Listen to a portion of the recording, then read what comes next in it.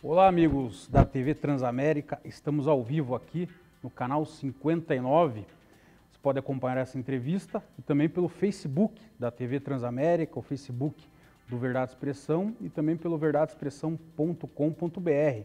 Lembrando que você pode participar conosco comentando, curtindo, compartilhando pelo Facebook e também pelo nosso WhatsApp, que é o 41 99613 3677.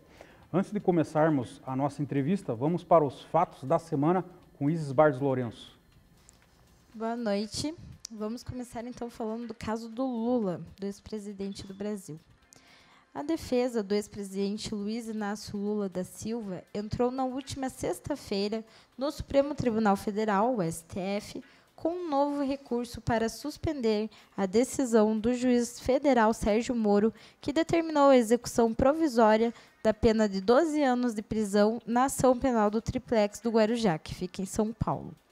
O recurso será julgado pelo ministro Edson Fachin, que já rejeitou o mesmo pedido anteriormente. Na reclamação, a defesa de Lula sustenta que Moro não poderia ter executado a pena porque não houve esgotamentos de recursos no Tribunal Regional Federal da 4ª Região, que é a segunda instância da Justiça Federal, e para os advogados, a decisão do Supremo Tribunal Federal, que autorizou em 2016 as prisões após segunda instância, deve ser aplicada somente após o trânsito em julgado do TRF4. Agora vamos falar sobre a Operação Sinecure. Equipes do Grupo de Atuação Especial de Combate ao Crime Organizado, o GAECO, e promotores de justiça da Araucária, na região metropolitana de Curitiba, realizaram na manhã da última quinta-feira a Operação Sinecúrias. Estão sendo cumpridos 21 mandados de prisão, sendo 19 preventivas e 2 temporárias, e 22 mandados de busca e apreensão.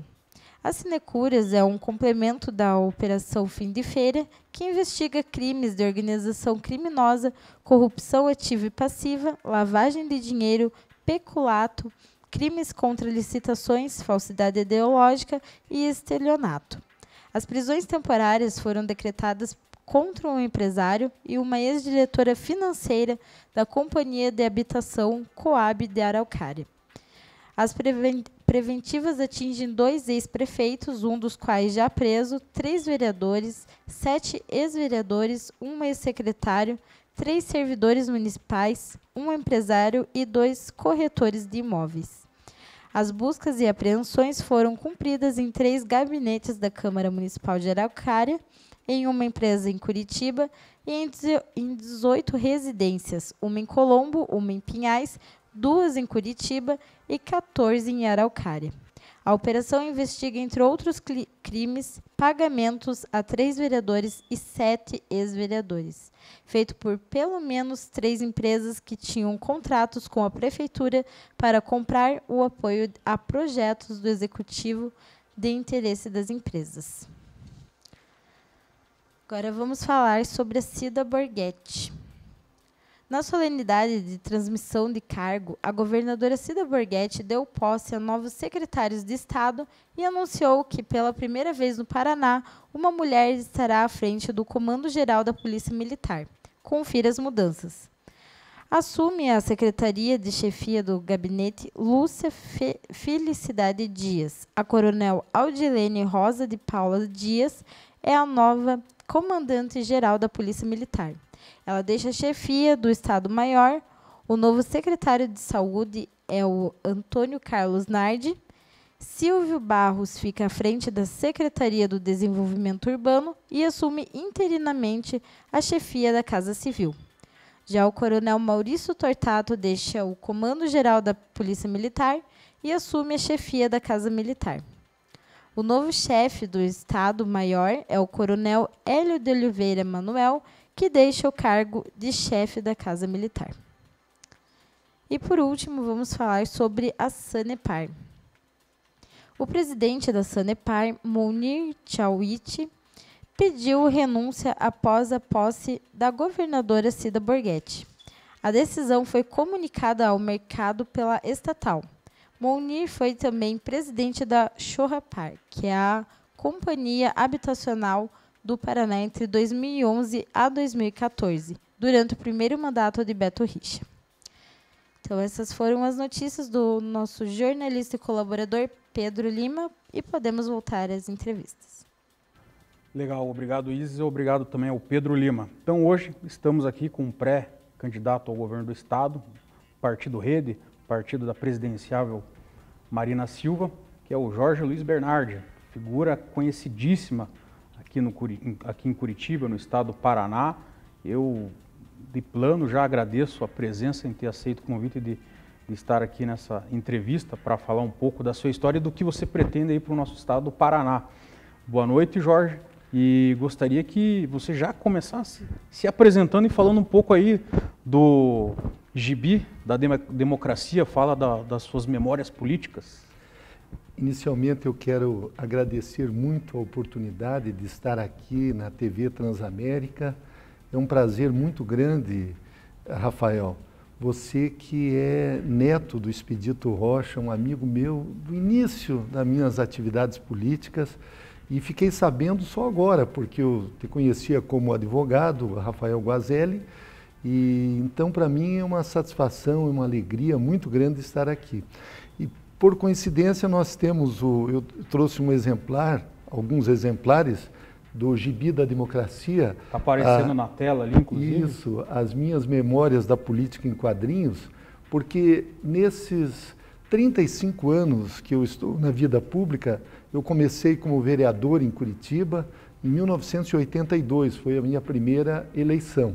Posteriormente, eu fui presidente da Câmara, secretário municipal do Trabalho e Emprego, e agora, depois da última eleição, que eu fui candidato a vice-prefeito, eu estou me dedicando só às atividades acadêmicas. Então, eu sou vice-reitor do Centro Universitário Internacional Uninter e eu estava pensando em pendurar chuteiras. Mas aí a rede, a Marina, o partido disse, não, Jorge, nós gostaríamos que você disputasse essa eleição, fosse o nosso candidato ao governo do estado. Eu, na hora, fiquei um pouco em dúvida, porque eu não me sinto inferior aos demais candidatos. Eu me preparei durante esses 35 anos para exercer funções no Executivo e como já exerci no Legislativo. E me veio a lembrança, Rafael, uma pregação que eu assisti uma vez de um pastor a respeito, que está lá no livro de Juízes, capítulo 9, que é conhecido como o opróbrio de Jotão, em que ele contava uma história de que, num determinado tempo, as árvores resolveram escolher um rei. E daí elas procuraram a oliveira, e chegaram para a oliveira e perguntaram, Oliveira, você não quer ser o nosso rei? A oliveira disse, mas eu ser rei, ter que cuidar das demais árvores, eu vou me incomodar, os homens amam o meu azeite, esse óleo precioso. Não, rei não é comigo. Daí elas foram procurar a figueira. E daí o pé de figo disse, mas a minha fruta é muito saborosa. Os homens, os humanos amam o meu sabor, o meu doce. Eu também não quero ser rei, não. Eu quero continuar produzindo essa fruta deliciosa. Daí, finalmente, foram para o pé de uva, para a videira. E daí a videira também disse, não, eu produzo esse suco, esse vinho que é amado pelos homens e pelos reis, pelos deuses, eu não vou querer ser rei, esqueçam. Bom, resultado da história, dessa parábola que Jotão contou. Nenhuma árvore quis ser rei, só sobrou o espinheiro. Daí as árvores foram lá falar com o espinheiro, ele disse, não, eu aceito e de agora em diante sou o rei de vocês. Vocês vão ficar todos sobre a minha sombra, quem não me obedecer vai e não fizer o que eu mandar, eu vou meter-lhe fogo, vou queimar todos vocês, inclusive os cedros do Líbano.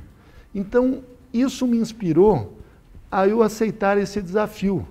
Eu disse, poxa, se cada um de nós tem uma desculpa para não entrar na vida pública, e por isso que o nosso país está nessa situação.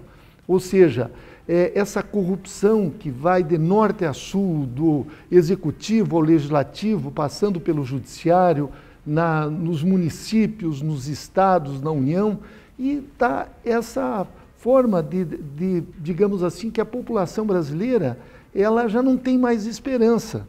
Então eu estou colocando meu nome, 30 anos de mandato como vereador de Curitiba, fui suplente de senador, fui secretário de Estado e, graças a Deus, posso me apresentar perante a população paranaense sem nenhum tipo de problema, porque sempre procurei agir com ética, com princípios, dentro dos princípios cristãos, em respeito às pessoas que me votaram em mim e principalmente em respeito à minha família, os meus amigos e os cidadãos curitibanos que confiaram tantos mandatos em que eu pudesse exercê-los na Câmara de Curitiba. Importante falar um pouco da sua formação. Você é advogado, jornalista, professor, vice-reitor da Uninter. Eu gostaria de uma opinião sua sobre os meios de comunicação de hoje em dia. Essas mídias alternativas, me parece que não há mais um monopólio da informação, né? A gente tem várias formas de comunicação hoje em dia e na política isso tem sido usado, dependendo na mão de quem está, de forma até equivocada. Eu gostaria que você comentasse um pouco na sua visão de jornalista e advogado. Olha, eu vim para Curitiba, eu sou oriundo de Santa Catarina, da cidade de Erval do Oeste, em 1975 para estudar jornalismo. Eu queria ser jornalista, ser escritor. Hoje eu já tenho 8 livros escritos, 3 na área acadêmica, tenho um livro que tirou mais de 50 mil exemplares. Aqui eu fiz jornalismo, direito, depois fiz especialização, mestrado e doutorado em gestão urbana. Pois bem, no tempo que eu trabalhei, estou completando, inclusive nesse mês de abril, 42 anos como jornalista profissional. E posso lhe dizer que houve uma evolução muito grande.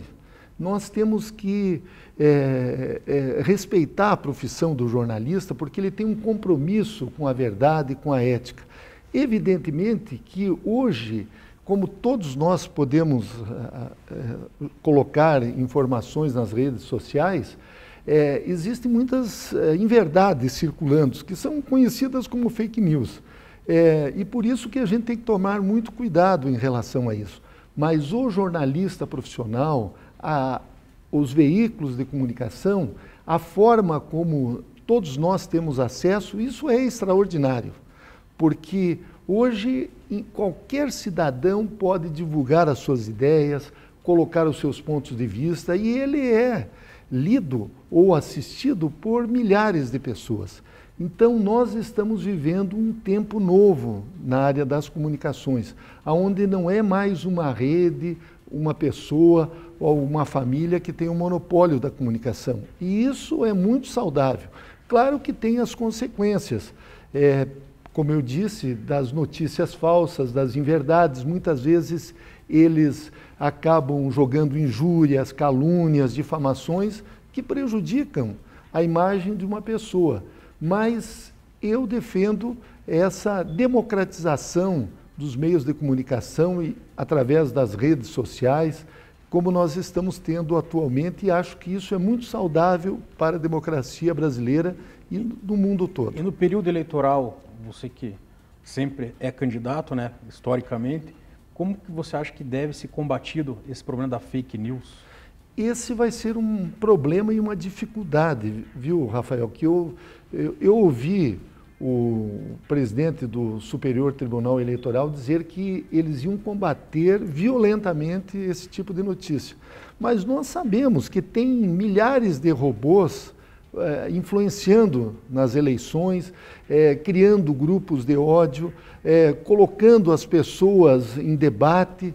Então, eu acredito que todos nós temos que nos cuidar em relação a isso, porque isso também é uma distorção do processo democrático. Eu respeito a opinião da pessoa A, B ou C, mas quando tem aqueles perfis falsos que começam a jogar situações, fazer com que as pessoas briguem, isso é uma distorção desse processo democrático. Eu não sei como a Justiça Eleitoral vai agir, mas eu acredito que deva agir, porque na campanha de 2014 nós já tivemos isso. E a primeira grande vítima dessas notícias falsas foi justamente a Marina, que ela foi desconstruída em poucos dias, distorcido o pensamento dela, ela estava na frente nas pesquisas e no último instante ela acabou perdendo a eleição porque os outros tinham uma estrutura, né? Milhões de pessoas, e nós estamos vendo, esse sistema influenciou na eleição do Trump lá nos Estados Unidos, no Brexit na Inglaterra, quer dizer, os interesses que estão por trás disso podem influenciar, certamente vão querer e têm interesse em influenciar aqui no Brasil. Por isso que cada um de nós temos que refletir sobre aquilo e ver e não entrar na onda, como aconteceu com algumas pessoas, até uma desembargadora e um deputado, que começaram a espalhar inverdades, mentiras sobre aquela vereadora que foi assassinada, né, no Rio de Janeiro, a Marielle, que você veja, já passaram quase 4 semanas, 1 mês, e não tem uma investigação, não tem nada, e vai ser mais um dos crimes insolúveis do nosso país. Nós temos, além do seu nome, temos outros pré-candidatos ao governo do Estado. Temos aí a atual governadora, o Osmar Dias, temos também o Ratinho Júnior, e pode surgir outros aí. Por que você se considera mais preparado e mais capacitado para assumir o Estado, em relação a esses outros nomes aí? Eu quero, em primeiro lugar, dizer que eu respeito todos eles, eu vejo méritos em todos eles. Se os nomes foram colocados, é porque são candidatos que podem efetivamente governar o nosso Estado. O que eu disse é que eu não me sinto inferior a nenhum deles. Pelo contrário, eu me preparei durante 35 anos, não apenas politicamente, mas tecnicamente. Na instituição onde eu trabalho, eu já formei 22 mil gestores públicos no Brasil todo. As aulas de todas as áreas que nós ensinamos lá, eu assisti muitas vezes e participei em algumas disciplinas, inclusive eu sou o professor. Então, o que eu quero dizer que nós temos que ter um projeto para o Estado do Paraná. Infelizmente, nas últimas décadas, nós não tivemos projetos. Os últimos projetos que os governos tiveram para o Paraná foi na década de 60 até o início dos anos 70. E isso tem que retornar. Ou seja, o Paraná tem que fazer um projeto, um plano estratégico, um planejamento estratégico para os próximos 10 anos, 20 anos, 50 anos. Aonde nós queremos chegar como um Estado?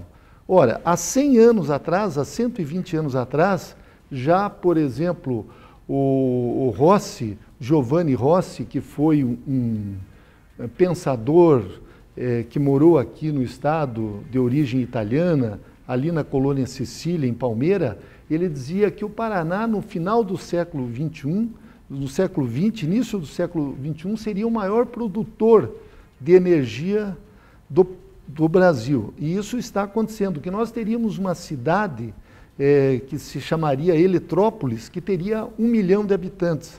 Essa cidade, na verdade, ela existe, que é lá Foz do Iguaçu, com Cidade de Leste, com Puerto Iguaçu e com as cidades em volta, onde nós temos a maior produtora de energia do nosso planeta. Então, nós temos que ter um projeto para o Paraná, e é isso que eu estou me dispondo a fazer, um projeto para o Estado do Paraná, mas não apenas para um governo de 4 anos, mas para 2 governos, para 8, para 10, para 20, para 50 anos. Porque o que nós temos visto nos últimos governos, eles se preocupam apenas com as reeleições. Então, eles fazem medidas imediatas para permanecer no poder. E deve ser o contrário. Quando você disputa um cargo, você assume aquele cargo, aquela função, você tem que se dedicar à causa pública, à sociedade. E isso não deve ser uma honra apenas, mas deve ser uma dedicação, uma forma de você servir à tua cidade, ao teu país, ao teu estado, como é o caso agora. Então, nós vamos discutir esses temas nas várias áreas, seja na área de educação, na área da saúde, na área de segurança, enfim. Isso é que nós queremos, que as pessoas pensem e reflitam e façam e planejem o Paraná que elas querem ter a curto prazo, a médio e a longo prazo.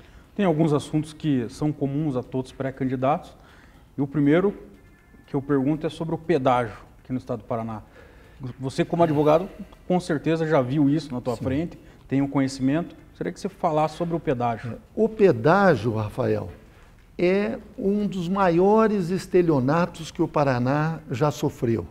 Essas 6 empresas que exploram o pedágio no Paraná, e eu digo exploram, porque elas já receberam, eu fiz esses estudos com outros técnicos, em 21 anos, 32 bilhões de reais.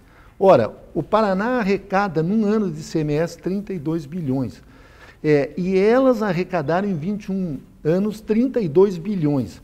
O Ministério Público Federal apontou de que o pedágio está 400% superfaturado.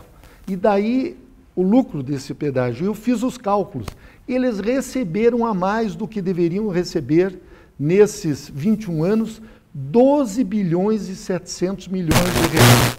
E as investigações ali, porque eles estão envolvidos no Lava Jato, está lá com o juiz Moro, apontam que essas empresas estão corrompendo agentes públicos, funcionários públicos, inclusive o presidente, o presidente de algumas dessas empresas, mas principalmente o diretor-geral do DR está preso. Ora, se essas empresas estão corrompendo agentes públicos, tem que haver uma intervenção imediata no pedágio. O juiz Sérgio Moro tem que decretar uma intervenção judicial, porque elas ainda terão mais quase 4 anos, 40 meses. Elas recebem a cada mês, as 6 empresas, anual, né? Exatamente, elas recebem 200 milhões de reais. Isso sugou boa parte da economia paranaense, esse dinheiro poderia estar cercando. Então, nós estamos defendendo a intervenção imediata. E se permanecer sob, digamos assim, sobre a administração do Paraná, essas rodovias, o que nós temos que fazer? Ou fazer um tipo de, digamos assim, de concessão que o próprio Estado, ele explore, ou então fazer uma licitação que possa ser internacional, envolvendo grupos locais, para reduzir drasticamente o pedágio. Você veja que em 21 anos eles não duplicaram 200 quilômetros de estrada, dos 2.500 que eles exploram. E um outro detalhe, a média no Brasil é de 5 a 6 reais o custo de pedágio a cada 100 quilômetros. Aqui chega a 20 reais. Então, existem coisas erradas e eu confio no Ministério Público Federal, confio no juiz Sérgio Moro de que eles vão intervir nessas empresas de pedágio para que os contratos sejam cumpridos, porque eles vão receber 8 bilhões até 2022, ou seja, vão sugar da economia paranaense, e esse dinheiro tem que ser aplicado nas obras que estão lá nos contratos e que, infelizmente, a gente não vê acontecer, só vê propaganda dessas empresas pedageiras. Vamos para outro assunto, o ajuste fiscal do governo. Teve um pacotaço e a gente teve aquele episódio do dia 29 de abril de 2015. Você é professor, conhece bastante a rede dos professores no estado do Paraná. Eu gostaria que você desse sua opinião sobre esse assunto. Então, Rafael, olha, esse ajuste fiscal, ele não só a violência que foi cometida contra os professores e os funcionários públicos, mas houve algo, 220 pessoas saíram feridas naquele episódio, mas houve algo muito mais grave. Ele influenciou na economia paranaense. Mais de 95 mil produtos tiveram o seu ICMS reajustado, desde feijão, arroz, lápis, caneta, material escolar, até giz, eles reajustaram o ICMS. Um detalhe, eu estive estudando, As balas de revólver eles não reajustaram, mas de giz, de caneta, de lápis, de feijão, arroz, gêneros de primeira necessidade, e isso causou um prejuízo enorme na economia paranaense. O ICMS, que era de 28% sobre a energia elétrica, passou a 29%. Então, nós estamos perdendo muitas empresas. Aqui, grandes empresas aqui do Paraná, como a maior empresa, digamos, de perfumes, ela transferiu os seus centros de distribuição ali para o interior de São Paulo e para Minas Gerais, porque perdeu competitividade aqui. Eu tenho amigos que vendem através da internet, com esse regime de substituição tributária, eles não têm mais competitividade, porque eles pagam 27% de imposto aqui, enquanto que Santa Catarina, São Paulo, outros estados pagam bem menos, 12%. Então, o que está acontecendo? Muitas empresas estão deixando o nosso estado. Eu soube que na região de Palmas, muitas empresas de lá estão vendendo através de Santa Catarina. Eu gostaria que você falasse sobre o argumento do governo. Aquele argumento que outros estados estão quebrados porque não fizeram esse ajuste, e ele fez. Esses números, essa conta aí, você já chegou a dar uma olhada com mais profundidade nisso daí para ver se procede? Nós temos estudado. O governo do Paraná tem 4.000 cargos comissionados. Ora, será que o Paraná precisa, doutor Misael, de 4.000 cargos comissionados? Nós temos que fazer... O doutor Misael está acompanhando a entrevista ao vivo, por isso que eu fiz. Lá com a Isis. Por que nós temos que fazer, por que nós não diminuímos esses custos? Por que não se faz uma auditoria? E isso é a nossa proposta de governo, que nós estamos elaborando com técnicos de diversas áreas. Por que não se faz uma auditoria em todos os contratos do Estado do Paraná? Os contratos com automóveis, os contratos com prédios, os contratos com os fornecedores, com as empresas que prestam serviço ao Estado. Ora, eu tenho informações de que se nós fizermos uma auditoria séria, se pode reduzir de 10% a 20% o valor desses contratos. Ora, Santa Catarina não fez o ajuste fiscal. Não precisou aumentar os tributos, por isso que as empresas estão indo para lá. Ou seja, estão indo para Santa Catarina. Eu tenho amigos meus ali do Boqueirão que estão indo, inclusive, para o Paraguai. E vendem os produtos que eles fabricam lá no Paraguai, aqui para o Paraná e para todo o Brasil. Por quê? Porque nós estamos perdendo competitividade. Ou seja, o estado do Paraná se tornou um estado caro com esse ajuste fiscal. Você veja só o reajuste que nós tivemos do IPVA foi de 40%. Então, se diminuísse as mordomias de toda a administração pública, se enxugasse essa máquina que está a serviço de grupos que se beneficiam há décadas da estrutura estatal, eu não tenho dúvidas de que nós podemos baixar novamente esses tributos e ter um governo enxuto que ele possa cumprir com as suas finalidades, que é justamente servir a população, o bem-estar da população paranaense. Você está falando em excesso, em abuso com o dinheiro público, aposentadoria de ex-governadores.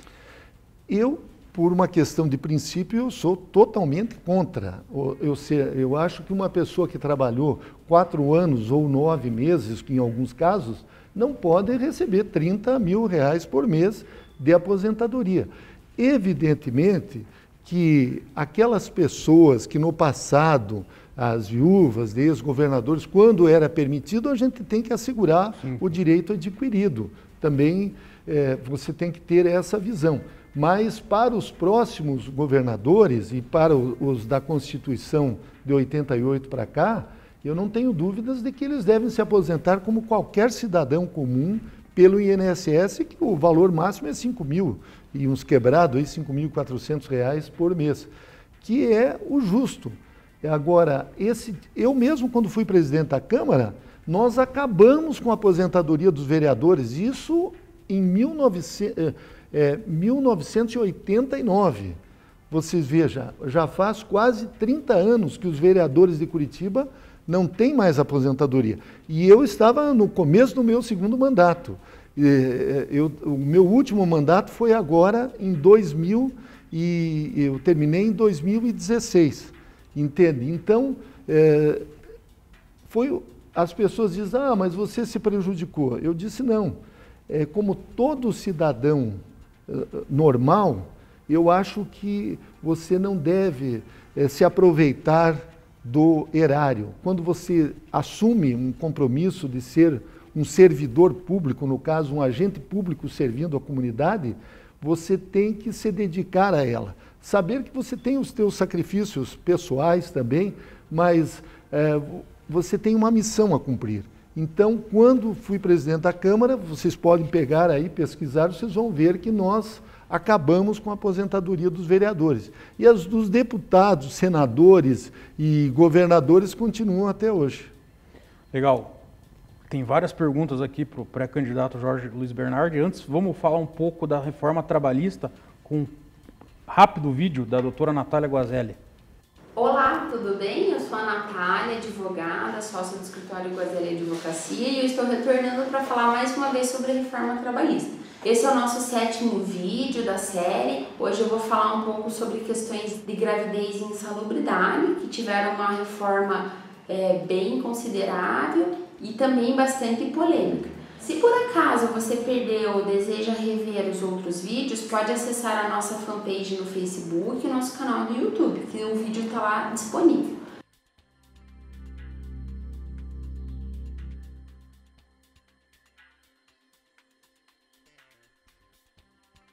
Em relação à questão da insalubridade, a legislação anterior ela determinava que as gestantes deveriam ser imediatamente afastadas do exercício de atividades insalubres, independente do grau de insalubridade. Inclusive, essa regra varia para as lactantes também. Com a reforma, as gestantes elas podem trabalhar em condições de insalubridade de grau médio e grau mínimo, desde que liberadas por um atestado médico. Porém, mantém-se a regra do afastamento imediato para os casos de insalubridade em grau máximo.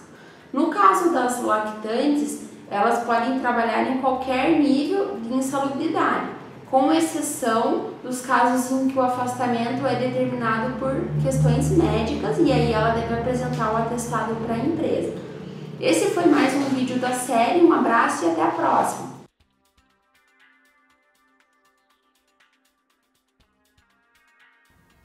Legal, obrigado. Tem uma pergunta aqui do Wilson Zen Kowalski.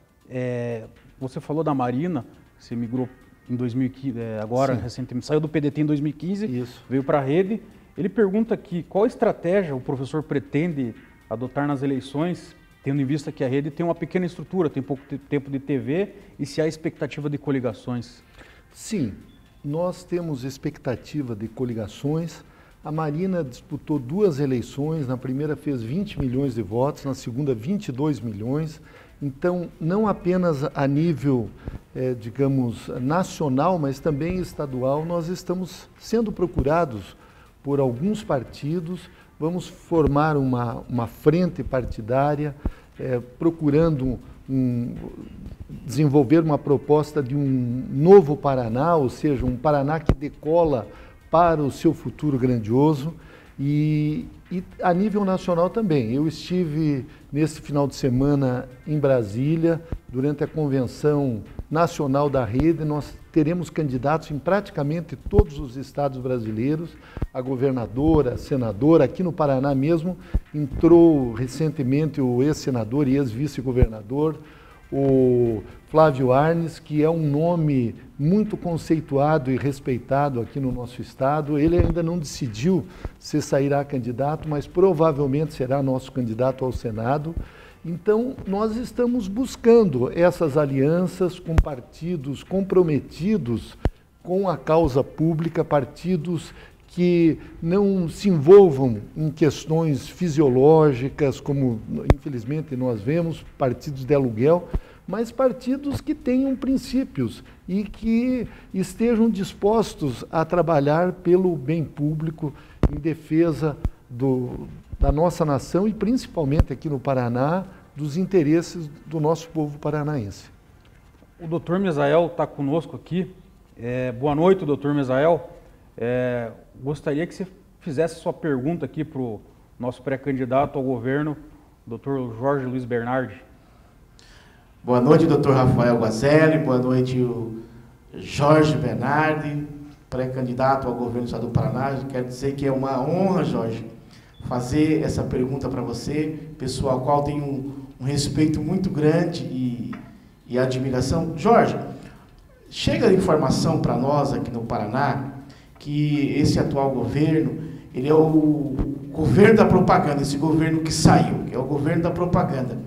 As informações que nos chegam é que foram 763 bilhões em 8 anos que foram gastos com propaganda. E, ultimamente, nós estamos recebendo, em razão da questão da pauta que se chegou do governo federal, que é a pauta da segurança pública, está chegando muitas informações que a segurança pública do Paraná ela é suprassumo. Só que a realidade que nós temos visto é que as pessoas ligam nas delegacias para fazer os seus boletins de ocorrência e não conseguem registrar o boletim de ocorrência.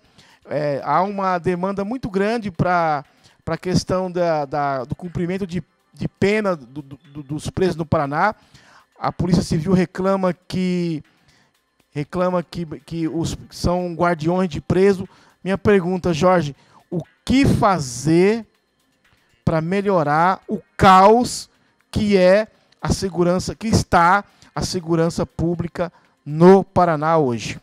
Eu quero agradecer ao Dr. Misael pela pergunta, dizer que são quase 800 milhões que o governo do Paraná já gastou só em publicidade nesses últimos anos, em torno de 100 milhões por ano. Ora, uma das áreas, sabe, Rafael, que nós temos que diminuir é justamente a área da publicidade, da propaganda do governo. A publicidade tem que ser dirigida no sentido informativo, ou seja, esclarecimento à opinião pública. Observe que agora o estado de São Paulo, muito próximo daqui, a menos de 400 quilômetros, nós estamos tendo febre amarela.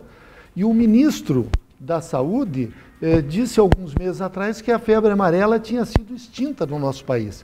Daqui a pouco a febre amarela vai vir aqui para o Paraná. A atual governadora é esposa do ex-ministro da Saúde.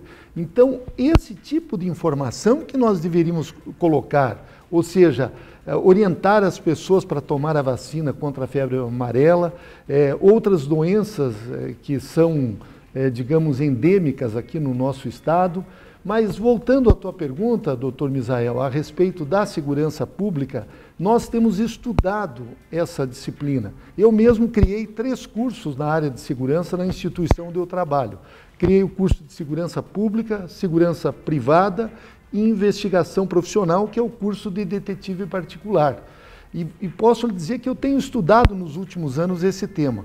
O problema aqui, doutor Rafael Guazelli, aqui no Paraná, é que o nosso time, o time da polícia, está jogando com a metade dos jogadores.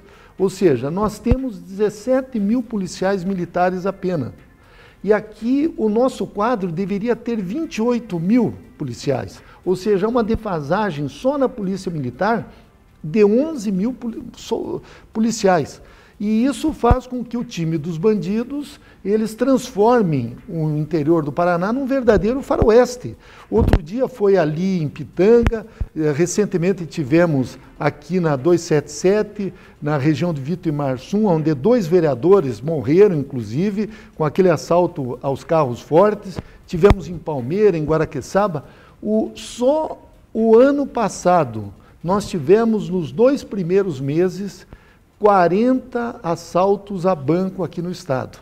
Ou seja, a média de 2,2 assaltos por dia. A cada 2 dias e meio, um assalto. Então, isso é um descalabro. Nós ouvimos outro dia um delegado de polícia dizendo que a segurança pública do Paraná está sucateada. É verdade, são 270 cidades sem delegado de polícia. Só na área da polícia científica, que fazem os laudos, nós temos 1.200 cargos vagos. São 22 mil laudos que estão atrasados, ou seja, que não foram anexados a inquéritos e a processos criminais. Nós temos uma defasagem de 3.000 homens só na Polícia Civil. Então, um governo tem que fazer um plano em 4 anos de recompor esses quadros, para nós voltarmos a ter segurança efetiva no estado do Paraná.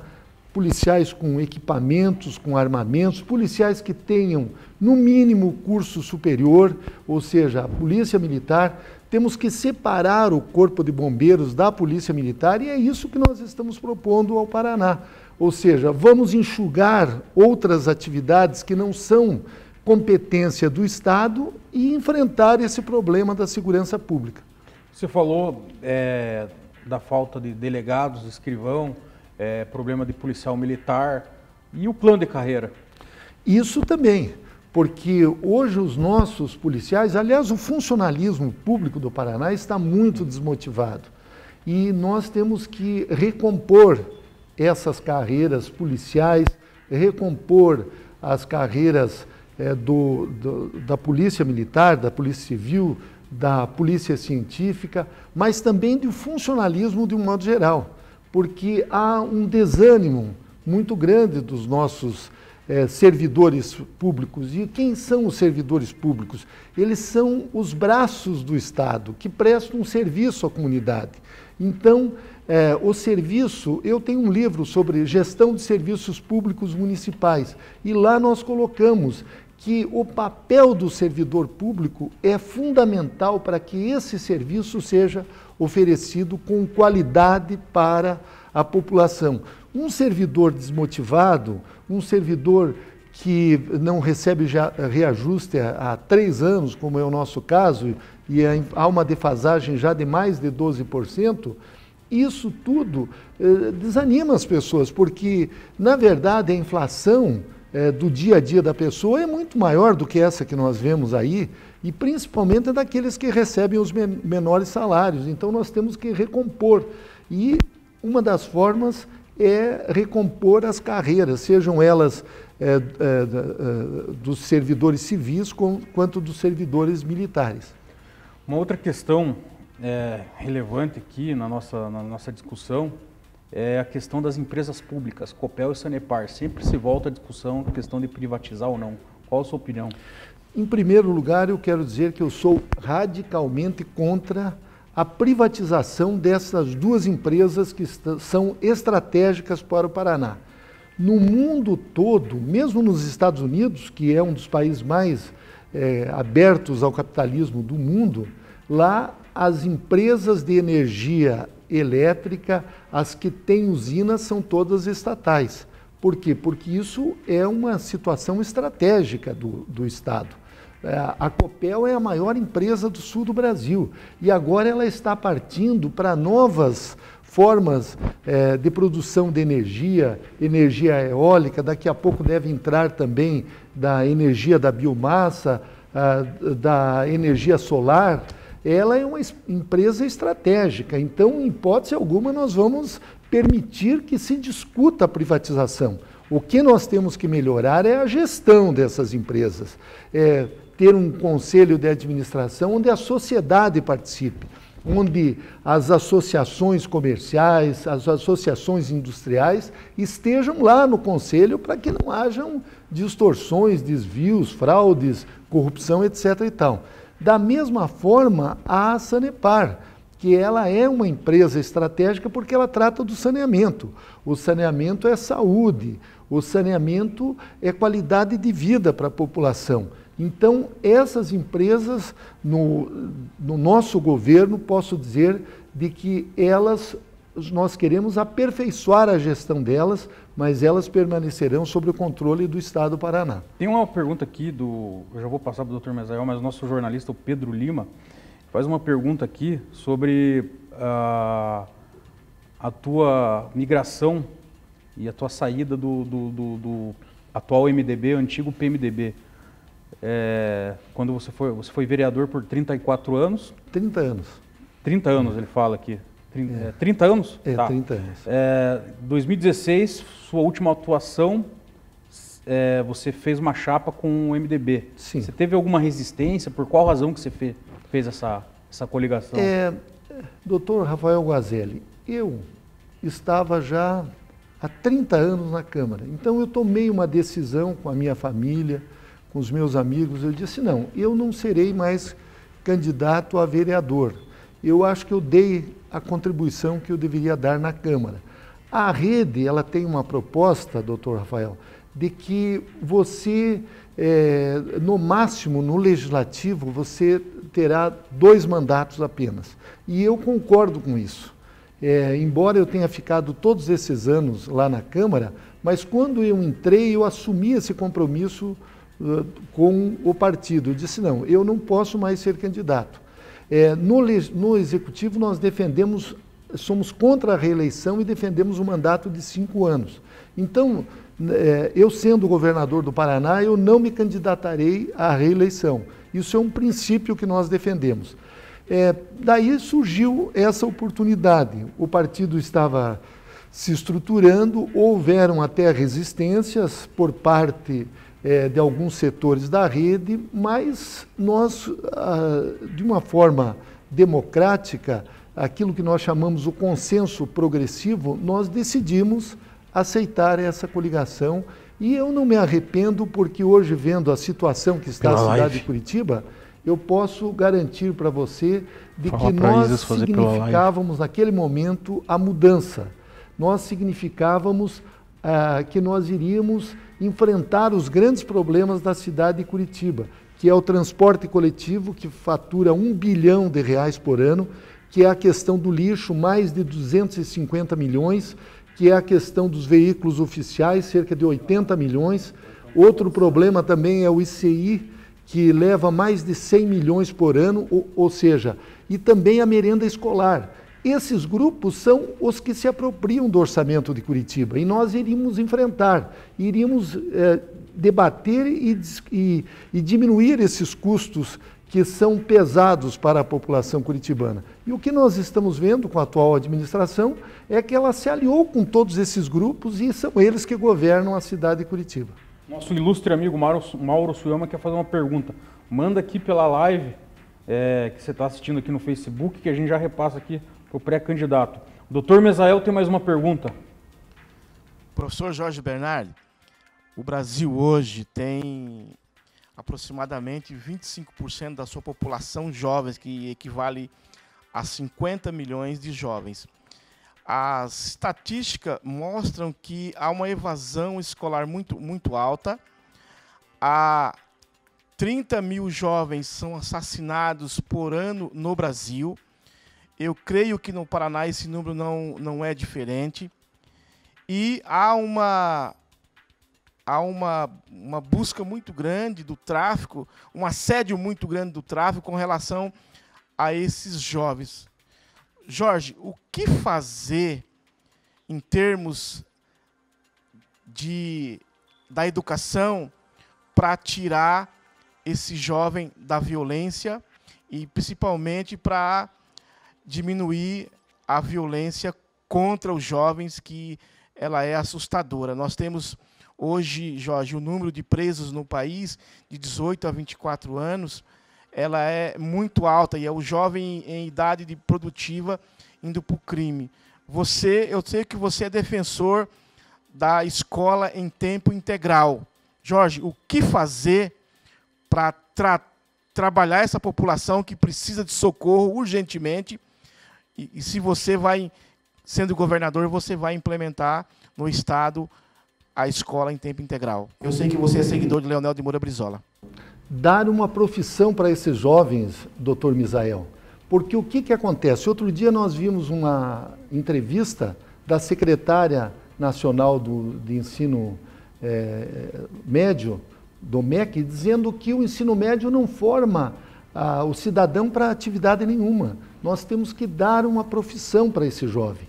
Ou seja, você lembrou bem, 50% dos jovens, eu li isso outro dia numa tese que estudou a problemática do ensino médio, de que 50% dos jovens do nosso estado, na faixa dos 15 aos 17 anos, estão fora do período normal da escola, que eles deveriam estar fazendo o ensino médio. Ou estão atrasados ou estão fora da escola. Então, nós temos que inserir todos esses jovens na escola, no ensino médio. A nossa prioridade vai ser o ensino médio. E digo mais, o ensino médio tem que oferecer uma profissão para o jovem. Então, aqui são 225 cursos técnicos que nós temos no catálogo do MEC de cursos técnicos. Quantos oferece o Estado do Paraná? 10, 12 ou 15 tipos de ensino técnico? Não vamos oferecer os 225 cursos, desde o curso de eletrotécnica, cuidador de idoso, técnico de enfermagem, na área de administração, na área da agricultura. Vamos oferecer todo esse catálogo, seja em cursos regulares de 3 anos, ou seja num pós-médio de 1 ano. E isso é possível e te digo mais, nós já temos a fórmula de fazer e oferecer nas 2.400 escolas estaduais do Paraná, não só para os jovens que estão estudando, mas para aqueles que já largaram a escola, fazer um pós-médio e ter uma profissão. Ora, com todas essas profissões que nós temos aí, e outras que vão ser criadas, diz que nos próximos 5 anos, a metade das profissões que vão ter daqui a 5 anos não foram nem inventadas ainda. Então, nós vamos nos antecipar e proporcionar essas profissões para que esse jovem que você falou, que é vítima da violência, do tráfico, ele possa ter uma profissão e ele se realizar profissionalmente, com emprego, com trabalho, para que ele possa constituir uma família e ter uma vida feliz. Temos mais 2 perguntas ainda, está chegando um monte de perguntas, mas eu separei 2 aqui. O Mauro Suyama, 4.000 cargos comissionados. Daria para diminuir esses cargos e repor 1.200 na questão da segurança pública? Eu quero agradecer ao Mauro, dizer muito obrigado por você interagir conosco e dizer que sim, nós ainda não fizemos um estudo completo desta situação, mas eu, a princípio, pela prática que eu tive na Prefeitura de Curitiba, que tinha 608 cargos em comissão, lá nós propusemos reduzir pela metade. E no Estado não vejo muita diferença. E se nós reduzirmos isso, talvez seja 100 ou 200 milhões que nós vamos economizar por ano.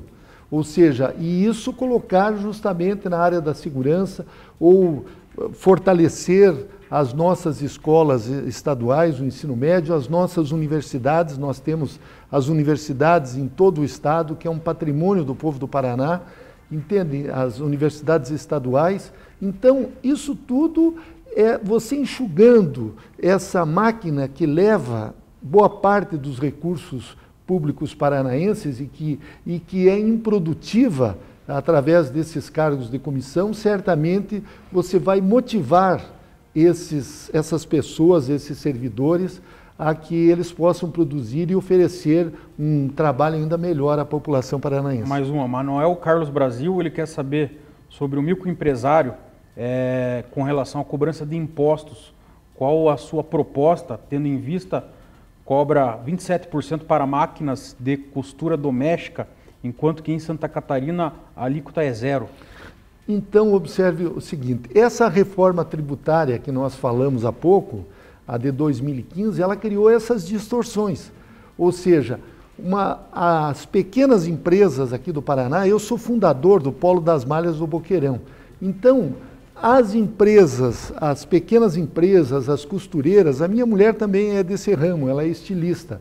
Eles não compram mais máquina de costura aqui no Paraná, porque ela fica inviável. Você compra através da internet por outros estados. Por quê? Porque esse modelo de substituição tributária que nós temos criou essas distorções. E o Paraná está perdendo muito com isso. Então, empresas como essa de perfumes que eu falei, que se transferiu lá para o interior de São Paulo, a sua distribuição e para o interior de Minas, justamente por causa disso. Uma empresa grande de informática, que o setor de distribuição dela está em Minas Gerais, outra empresa ali de São José dos Pinhais, que levou inclusive a fábrica lá para o interior da Bahia. E empresários pequenos e microempresários estão sofrendo diante desta política tributária, que nós temos que rever essa política, temos que fazer com que as nossas empresas voltem a ser competitivas, tirando esses tributos que são excessivos e que oneram as nossas pequenas empresas. Tem uma pergunta polêmica aqui, que eu não posso deixar de passar, aqui de uma mulher. Ela fala sobre a responsabilidade dos profissionais de saúde. A gente não falou nada de saúde, aproveitar esse gancho, principalmente dos obstetras. Ela considera uma tortura que está acontecendo aqui no Paraná.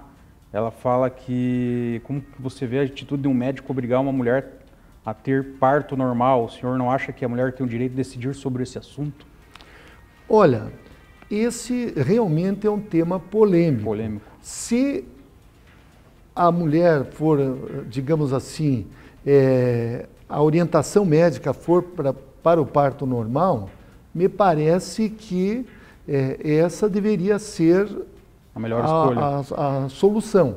Evidentemente que esse é um assunto técnico, que eu não devo me meter, mas de qualquer forma a gente respeita, tem que ouvir também a mulher, a mãe, do que é o seu desejo. Claro que o médico sempre vai tomar a decisão de acordo com as suas convicções e a sua formação profissional. Mas nesta área, Rafael, eu quero dizer o seguinte, que na saúde nós podemos ter um programa de fazer um check-up anual em todos os paranaenses. Ora, você faz um exame de sangue, 48 tipos de exame de sangue hoje, esse exame detecta dezenas de doenças. Você pode fazer um eletroencefalograma, um eletrocardiograma, que também é barato, ou fazer uma tomografia, ou então um exame do tórax. Isso tudo nós podemos fazer, porque a nossa preocupação, a nossa atividade na área de saúde vai ser uma saúde preventiva. Você veja, uma cidade ali, o município de Uberaba, no interior de São Paulo, de Minas Gerais, eu estava lendo outro dia e até já fui buscar maiores informações, eles conseguiram reduzir em 80% o custo da compra de medicamentos, colocando as práticas de medicina integrativas e complementares, que aliás é prevista por decreto, ou seja, a acupuntura, a fitoterapia, a massoterapia, todas essas práticas de saúde complementares, elas já deveriam estar disponíveis à população. Então, nós vamos envolver as universidades públicas paranaenses. Também nós temos hoje, formamos mais de 300 médicos, e hoje eu recebi um pai lá no meu gabinete que ele estava apavorado. A filha dele passou no curso de medicina de uma universidade particular aqui em Curitiba. Sabe quanto o valor da mensalidade? R$ 8.300. E ele não pode, somando o salário de toda a família. Então, essa situação. Nós sabemos que lá no norte do Paraná, grande parte dos médicos que passam no vestibular são de outros estados, inclusive de São Paulo. Ora, nós temos que colocar esses médicos que são, e profissionais da área de saúde, que são pagos com os tributos paranaenses, para que eles cumpram um período aqui, vamos pagar para eles, mas que eles venham trabalhar aqui no estado do Paraná, nas cidades onde nós não temos médicos, onde não temos enfermeiros, onde não temos dentistas, entende? Porque esse é um custo muito grande para o estado do Paraná. Então nós estamos estudando com a nossa equipe um programa que esses médicos terão que ficar um período trabalhando aqui no estado do Paraná eles vão receber evidentemente para, de uma forma indireta, pagar aquele trabalho, aquele custo que eles tiveram, que eles custaram para a sociedade paranaense. Infelizmente, nosso tempo estourou. Tem um monte de perguntas que veio aqui pelo WhatsApp também. Não vamos conseguir fazer todas. Com certeza, na sequência, aí, vamos ter outras oportunidades para você vir aqui conversar com a gente, de repente até num debate. Eu gostaria de agradecer aí a sua entrevista. Foi uma grande honra entrevistá-lo, você que tem essa tendência aí, mais aí para pro lado do PDT, a tendência de esquerda aí, que é uma coisa que anima aí muito a nossa... Aliás, a esquerda tem que se reconstruir no nosso país. Eu gostaria de colocar uma posição, se me permitir, Rafael. A Rede não é um partido de esquerda, não é de centro e não é de direita. Nós somos uma visão nova, porque o mundo não é plano, o mundo é complexo. E nós estamos aqui em 3 dimensões. Quem estuda, inclusive, a teoria das cordas, que procuram explicar o universo, são 3, são até 12 dimensões. Então nós somos uma nova força que surge, que respeita todas as outras forças, mas que quer ter um caminho diferenciado. Muito obrigado. Legal. Obrigado a você. Sexta-feira, ao vivo, nós temos reprise dessa entrevista às 18 horas. Se você não assistiu pela TV hoje, na sexta-feira, às 18 horas, você pode assistir aqui pela TV Transamérica, canal 59. Um grande abraço e uma grande semana a você.